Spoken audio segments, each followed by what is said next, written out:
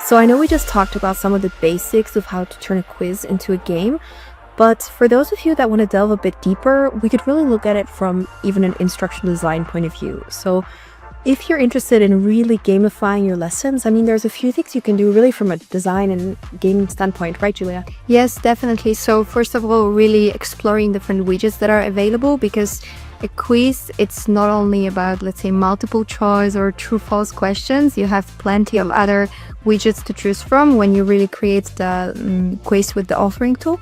So for example, you have even like a scale that first, it may be that it's only relevant for polls, but in the end, you can really use scale or slider, such widgets to, let's say, just really decide what is the correct value, for example, for a sales point or... No, totally. I love that one, actually. And I love that example because, okay, you could say buckets is more visual, but the skill slider is actually really fun. So, okay, I think it's like 5 out of 10 or 10 out of 10 or, on the scale. And it's like just fun for them to do different things, right? So sometimes you're going to be answering a true or false question. Sometimes you're going to have like multiple choice.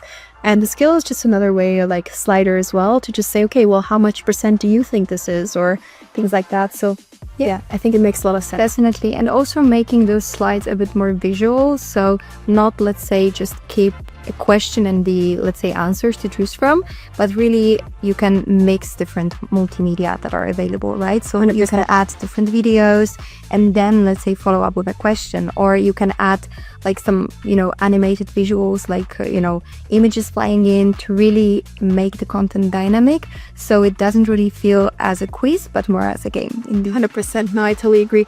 And I think it's really goes into the instructional design side and the design side as well, that, you can really look at designing a lesson to look a bit different than the other lessons and go into a certain universe and maybe create characters that go in a certain exploration.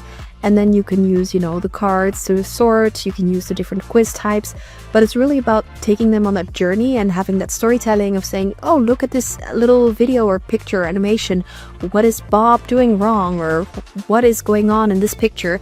And I think we always go back to this, but people do love storytelling, and I think a lot can be done with the design and the instructional design part of it as well to really make it feel like an actual game. Yeah, I think like storytelling is such an important point, and it's personally my favorite part about e-learning, that you can really integrate the storytelling into a quiz even, right? And then it doesn't really feel as a like hard quiz to take anymore, but you can really basically just understand the character a bit better. So yes, it's definitely a nice touch. Yeah, so having fun, adding some humor, those kind of things are things that go beyond the technology that we offer, right? This is really how you're going to use the tool as well to build a very creative lesson. And one last thing, think scenarios, because we say storytelling and sometimes people think it's too abstract, but think about scenarios. So put people in a scenario and enter a certain world or certain situation and build the game based on that, because that's what the most famous games are successful for, having amazing scenarios. Yeah, that's a very good point. So thanks a lot for listening and watching the video.